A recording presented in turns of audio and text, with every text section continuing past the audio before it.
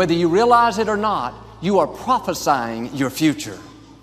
And this is great when we're saying things like, I'm blessed, I'm strong, I will accomplish my dreams, I'm coming out of debt.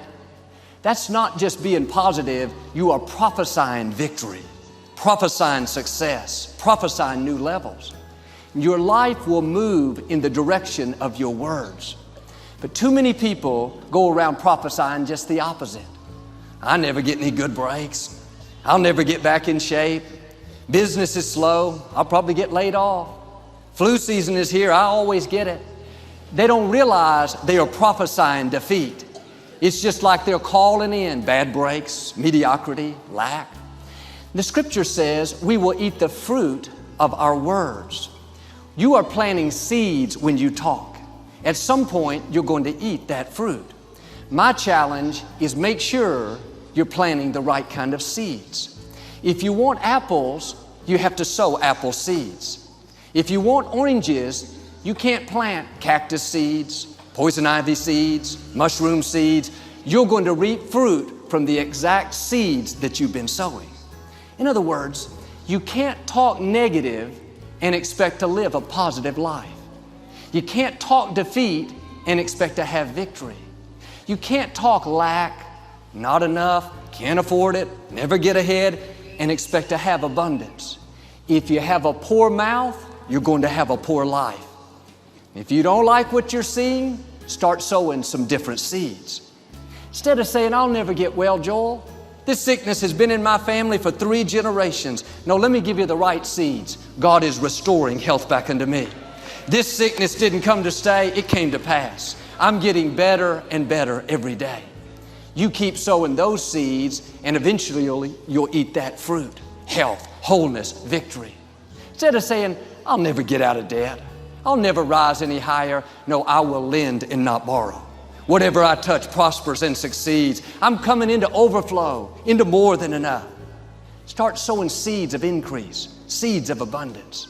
No more, I'll never accomplish my dreams. No, I have the favor of God.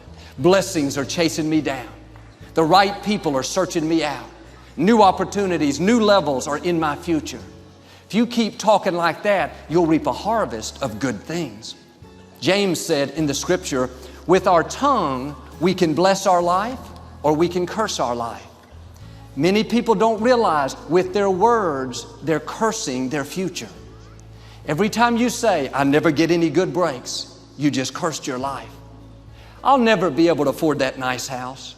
I'll never break this addiction. I'll never meet the right person. No, stop cursing your future. Sometimes the enemy doesn't have to defeat us. We defeat ourselves. Pay attention to what you're saying. Are you blessing your life or are you cursing it? I had a classmate in high school that was always very negative. Every time I asked him what was going on, he had this standard answer.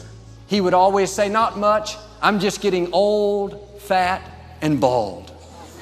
I heard him say that probably 500 times. I know he's just kind of kidding, but I wouldn't kid about that. He was one of the stars on our football team, always in great shape, had this thick curly hair. About 15 years later, I ran into him at the mall. When I saw him, I nearly passed out.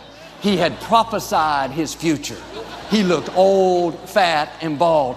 Friends, don't speak that defeat over your life. Our attitude should be, I'm getting younger. God is renewing my youth like the eagles. I'm getting stronger, healthier, better looking. I'm gonna keep my hair. I'm gonna stay in my right mind. I'm gonna live a long, productive, faith-filled life. Don't go around cursing your future. Start blessing your life. Prophesy good things. There's a young lady on staff here. Every morning before she leaves the house, she looks in the mirror and says, girl, you're looking good today. I saw her one time and asked if she was still doing it. She said, yeah, in fact, today when I looked in the mirror, I said, girl, some days you look good, but today you look really good. Why don't you stop criticizing yourself, talking about all the things you don't like, how you're getting too old and too wrinkled, too this, too that. Stop cursing your life and start blessing your life. Start calling yourself healthy, strong, talented, beautiful, young. Every morning before you leave the house, look in the mirror and say, "Good morning, you good-looking thing." Now, Brother Paul, you need to do this every hour. Sometimes when we've been traveling a lot, been very busy, Victoria will come to church with me and say, "Joel, I am so tired. Look at me. Can you see how red my eyes are?" I always say, "No, Victoria, you look beautiful. You look as great as ever." She says, "No, I don't, Joel. I know you. You won't tell me." She's right. I don't want to speak defeat. I want to speak victory over her life. I wonder what she would do if I ever said, "Yeah, you're right. You don't look good at all."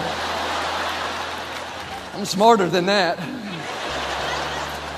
I know this man that was so concerned that he was going to get Alzheimer's disease. Several people in his family had it. A grandfather, a great uncle.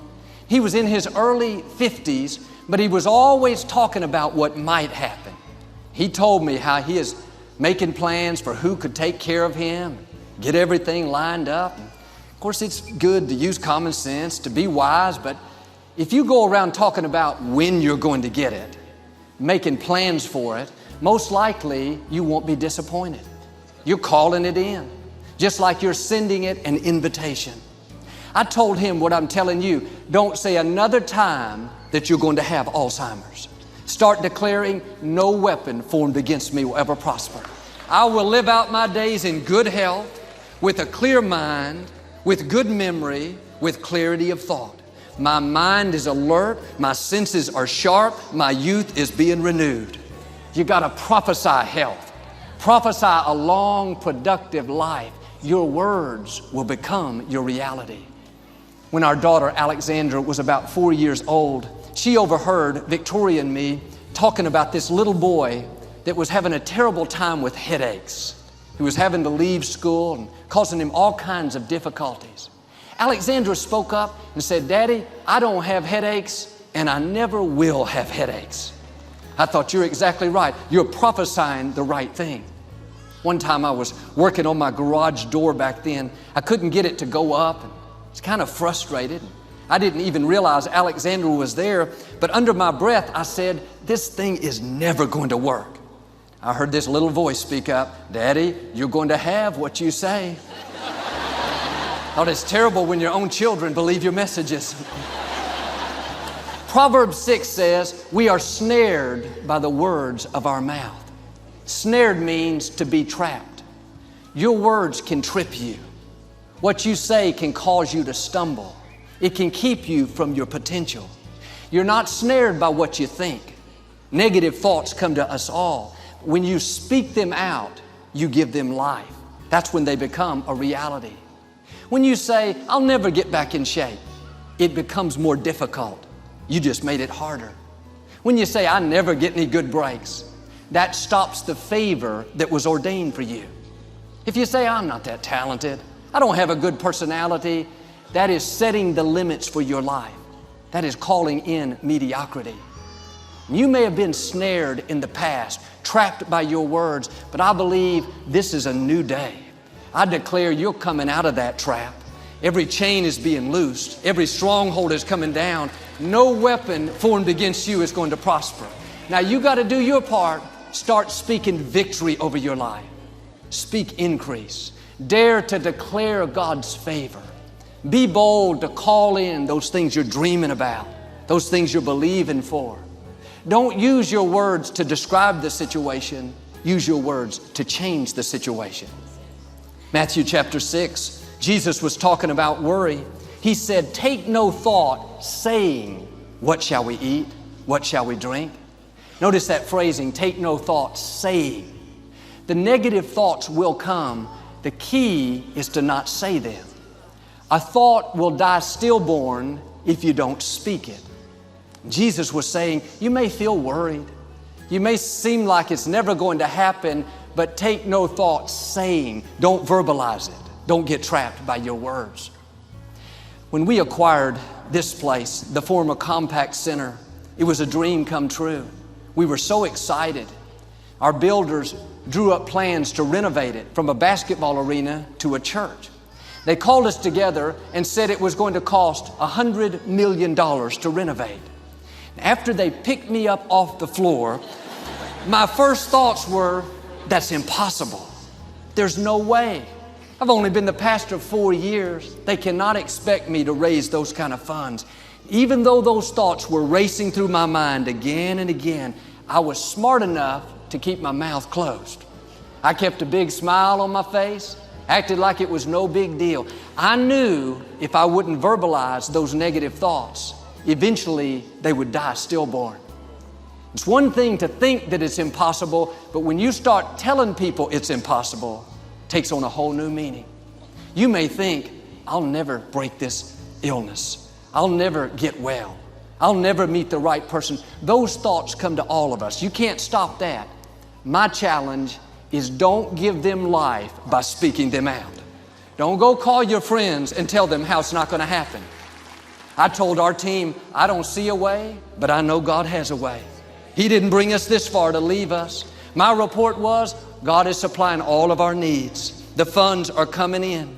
It may look impossible on paper, but with God, all things are possible. I knew better than to curse my future. I didn't want to get trapped by my words. I knew if I'd keep prophesying the right things, increase, favor, more than enough, then we would start moving toward it. In the tough times, you have to especially be on guard.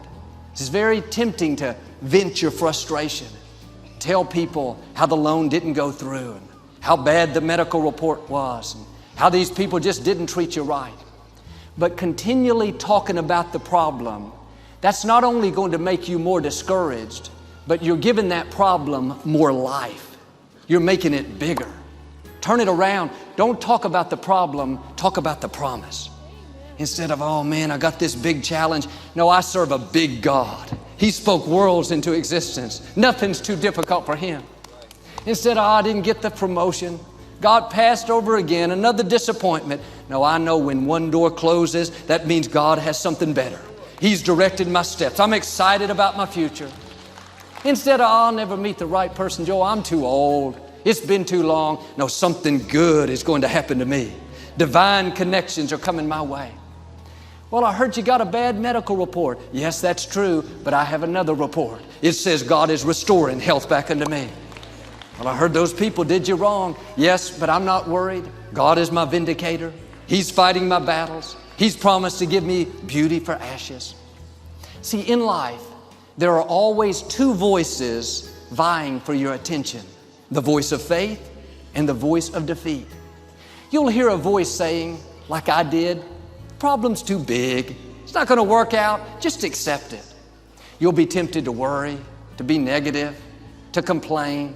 But if you listen carefully, you'll hear another voice, the voice of faith, saying God has a way. Favor is coming. Healing is coming. Breakthroughs are coming. One voice will tell you, you've reached your limits. You've gone as far as you can. You don't have what it takes. The other voice, you are well able. You can do all things through Christ. Your best days are still in front of you. Now here's the beauty. You get to choose which voice comes to life. The way you do it is by what you speak.